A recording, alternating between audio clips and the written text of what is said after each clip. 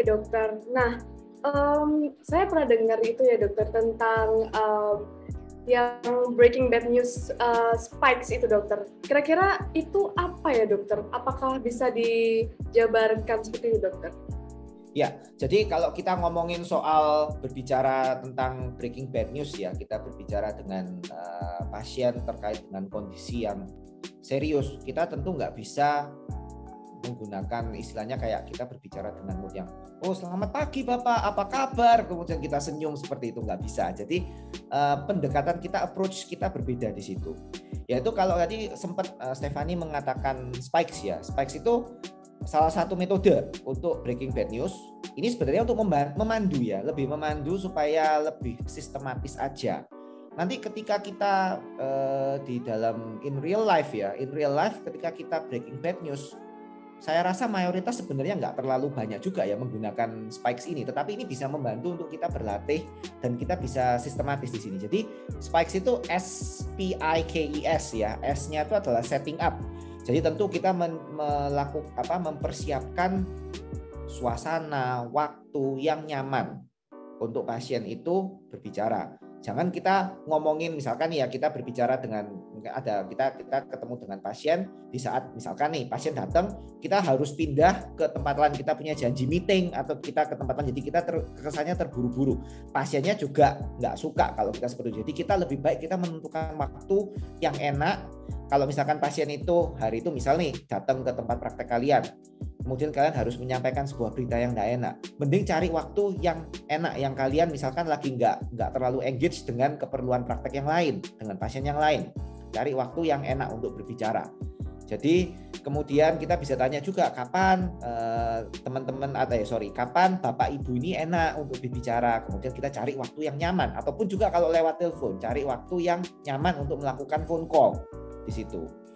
Jadi kemudian yang kedua, yang P ya tadi itu S. Yang kedua adalah P itu adalah perception of condition or seriousness. Nah, jadi di sini adalah kita ini komunikasinya ini satu bentuk komunikasi yang nggak satu arah ya, ini dua arah. Karena apa? Kita memberikan izin juga ke pasien itu untuk berbicara. Pak, Bu, apa sih yang misalkan nih, apa sih yang Ibu ketahui tentang stroke? Misal seperti itu. Atau keluarga ya, misalkan pasiennya dalam kondisi kritis tapi dia nggak baik, kemudian keluarga yang datang tanya, menurut keluarga Bapak Ibu apa sih yang mengetahui tentang stroke?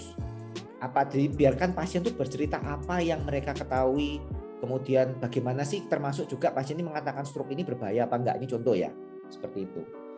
Kemudian setelah pasien menyampaikan dari sudut pandangnya, nah setelah itu baru kita yang berbicara. Ini kita masuk yang berikutnya yaitu I di sini, invitation. Di sini invitation. Jadi itu yang kita bertanya kepada pasien, apakah Bapak Ibu mau saya terangkan tentang kondisinya Bapak sama Ibu ini, diagnosisnya apa? Dan ini sebenarnya gabung sama K ya, itu invitation. Jadi kita mengundang untuk menanya kepada pasien apakah mau untuk kita terangkan secara detail, dan itu kita juga sharing K di sini, knowledge.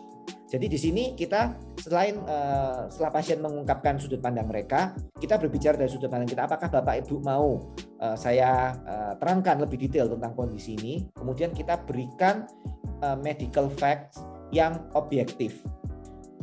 Kasih medical fact seobjektif mungkin di sini.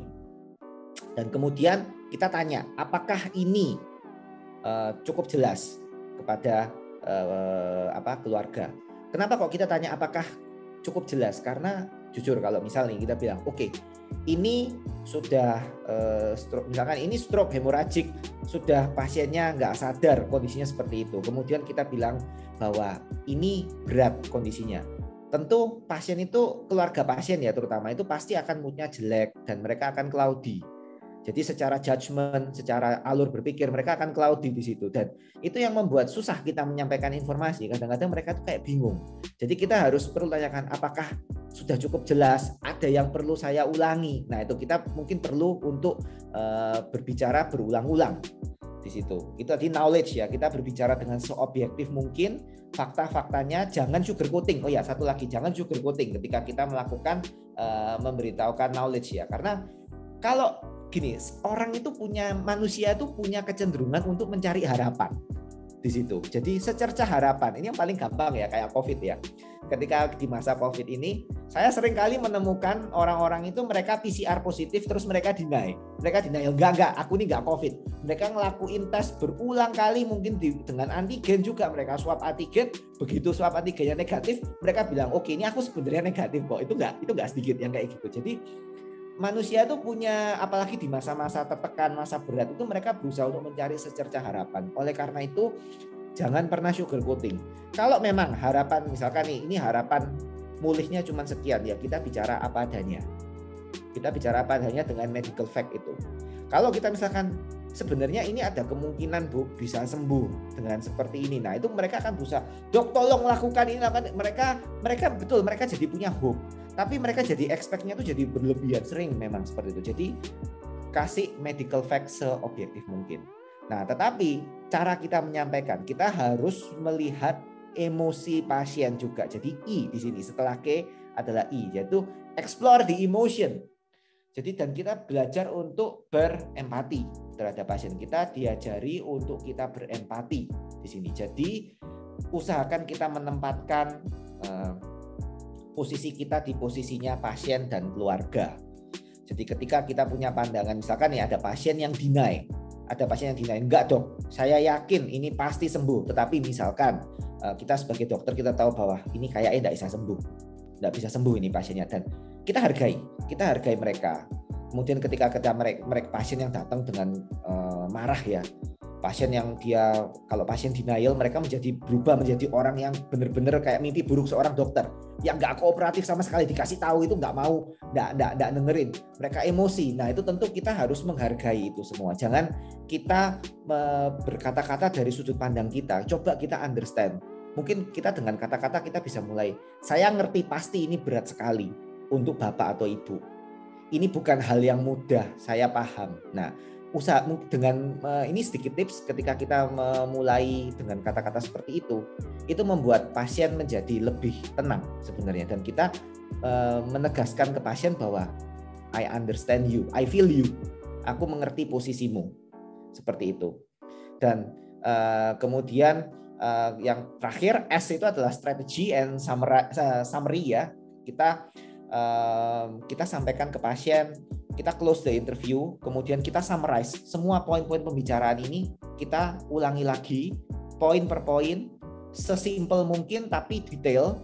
Kemudian kita tanya lagi sama pasien terakhir, ada yang mau ditanyain nggak?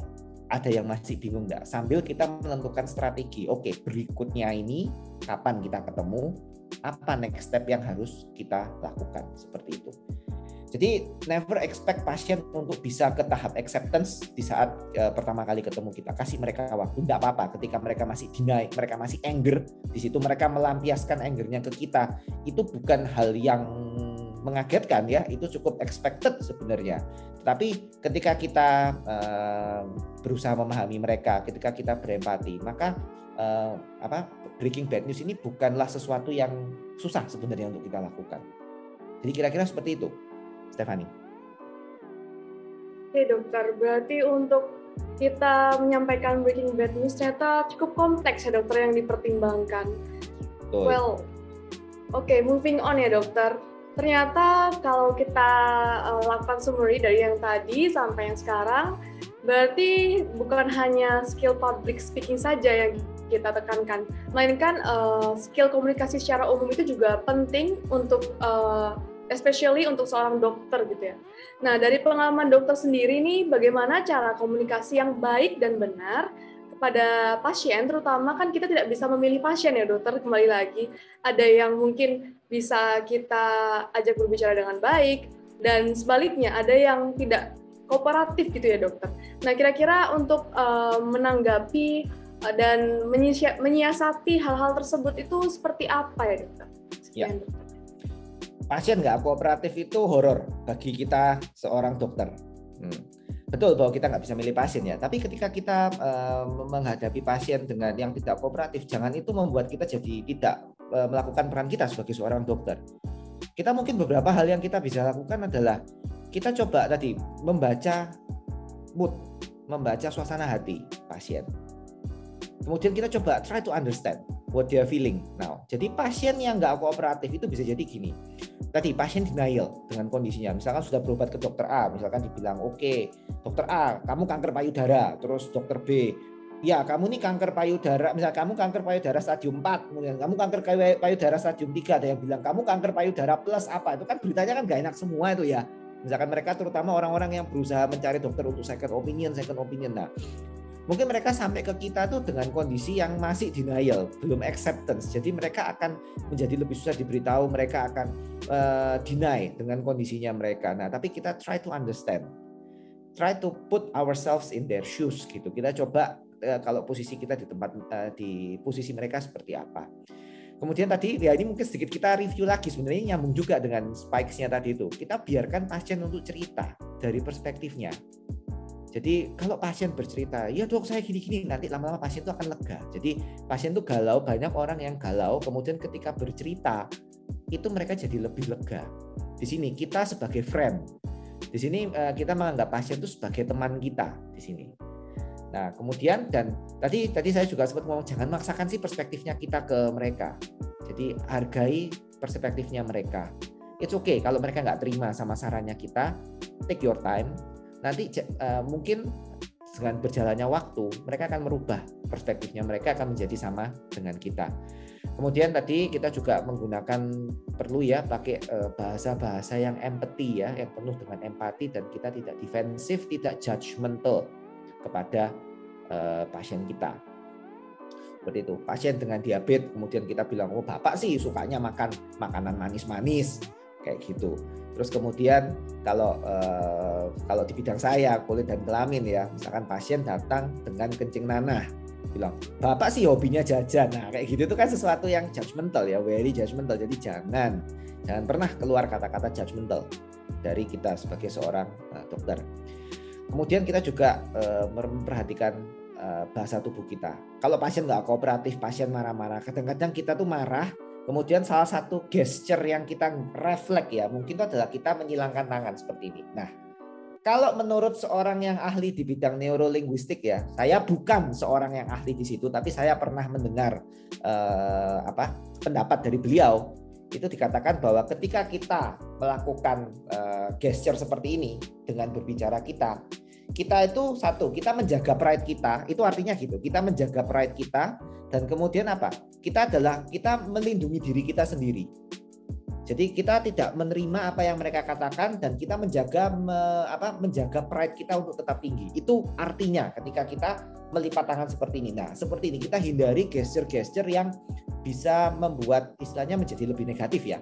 Bukannya positif menjadi lebih negatif. Kemudian kalau perlu, nah ini mungkin sebenarnya cukup jarang dilakukan di Indo. Cuman bagi kita ini perlu ya, yaitu apa? Menggunakan kuesioner kepuasan. Jadi gini, orang Indonesia itu sukanya itu sugar coating ya. Jadi mereka bilang, oh iya di tempat itu seperti ini secara umum saya perhatikan. Kemudian tapi kalau mereka ada yang tak puas, mereka gerundel di belakang. Nah, gerundelnya orang Indonesia beda sama kalau saya perhatikan di luar negeri. Kalau orang-orang luar negeri, terutama negara-negara barat ya, itu mereka kalau gerundel, wah sadis.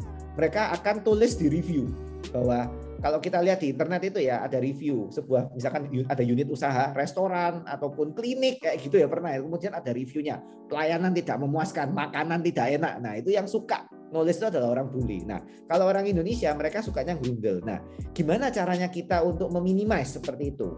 Yaitu apa? Kita bisa kasih kuesioner sebenarnya. Jadi mereka punya unek-unek. Misalkan mereka nggak puas ya, mereka nggak puas sama jawaban kita. Ya itu sering ya, pasien yang tidak kooperatif itu pasti akan ada pasien yang seperti itu. Itu lebih baik kita kasih kuesioner kepuasan, mereka akan cenderung untuk meluapkan unek-uneknya di situ. Nggak apa-apa, jadi itu kuesioner itu nanti kita bisa baca, kita ngeliat oke, pasien ini tadi nggak puas karena gini. Itu menjadi strategi kita untuk next visitnya pasiennya, kita bisa menggunakan approach yang berbeda sampai akhirnya kita bisa melunakkan hati pasien. Seperti itu, Stephanie. Ya dokter, kalau boleh saya tekankan lagi ya dokter, saya setuju dengan statement bahwa kita seharusnya memang men-treat pasien selayaknya teman dan juga keluarga. Saya setuju banget dengan statement itu dokter. Oke, tidak terasa ya dokter, tadi itu sudah pertanyaan yang terakhir gitu. Nah, untuk mengakhiri sesi ini dok, apakah boleh nih ada pesan-pesan untuk kita-kita semua, terutama mahasiswa-mahasiswi kedokteran yang belum mahir dalam public speaking? Mungkin disummary aja dok. Thank you. Oke. Nomor satu adalah jangan hindari kesempatan untuk melakukan public speaking. Jadi saya akan selalu bilang bahwa semua orang pasti grogi. Jadi you are not alone, semua orang pasti grogi. Tetapi orang yang bisa pede ngomong di depan itu pun juga menjalani sebuah proses. Jadi mereka akan terus berlatih, mereka akan dihadapi dengan kondisi-kondisi yang menuntut mereka untuk melakukan public speaking di situ. Jadi jangan hindari, satu itu, jangan hindari opportunity untuk kalian bisa melakukan public speaking. Kemudian yang kedua, saya boleh bilang bahwa cornerstone penting dalam kita sebagai seorang medis, sebagai seorang dokter adalah hubungan interpersonal antara dokter dengan pasien. Jadi jangan lupa untuk teman-teman berlatih public speaking, dan ketika berbicara dengan pasien jangan lupa tetap memperhatikan kaidah-kaidah maupun etika kedokteran dalam berkomunikasi. Jadi ketika kita berbicara dengan pasien, kita pun sebenarnya juga mempraktekkan public speaking sih. Jadi ketika kita suka ngomong sama pasien itu, kita berlatih untuk melakukan public speaking. Dan jangan malas untuk memberikan edukasi kepada pasien dan masyarakat awam yang membutuhkan. Karena itu semua bisa menjadi media kalian untuk improve yourself dan also improve your skill in public speaking. Itu sih dari saya, Stephanie. Mungkin tips ya buat teman-teman semua di sini.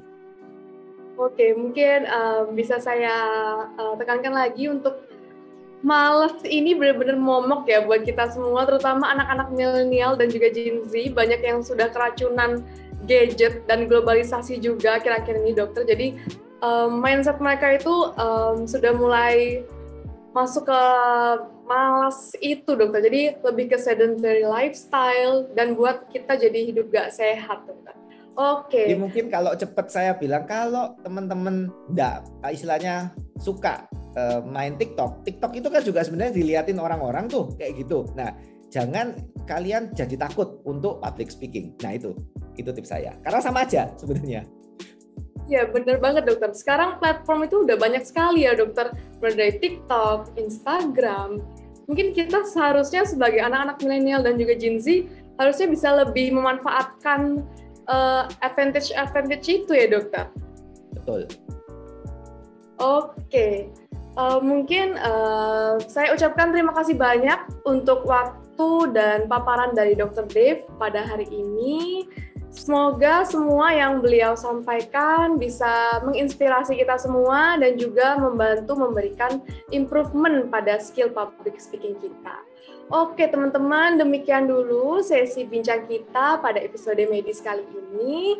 Seru banget kan pastinya, kita panjang lebar banget kita bincang-bincang tentang public speaking. Semoga teman-teman semua bisa mengambil keuntungan dan advantage dari semuanya, bisa mengambil hal-hal yang positif dari perbincangan ini. Saya Stephanie as the host, pamit undur diri. Terima kasih untuk teman-teman semua yang udah mendengarkan. Terima kasih sekali lagi untuk Dr. Dave atas waktu dan paparannya. Mohon maaf juga.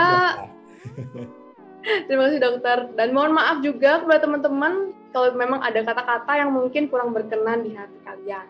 Oh ya, satu lagi dokter, mungkin kita himbau untuk teman-teman semua, jangan lupa untuk subscribe, like, dan komen. Dan jangan lupa juga untuk share ke teman-teman, ke keluarga, ke semua orang yang kalian sayangi. Dan see you on another episode. Jangan sampai kelewatan ya, bye! See you on another episode, bye-bye!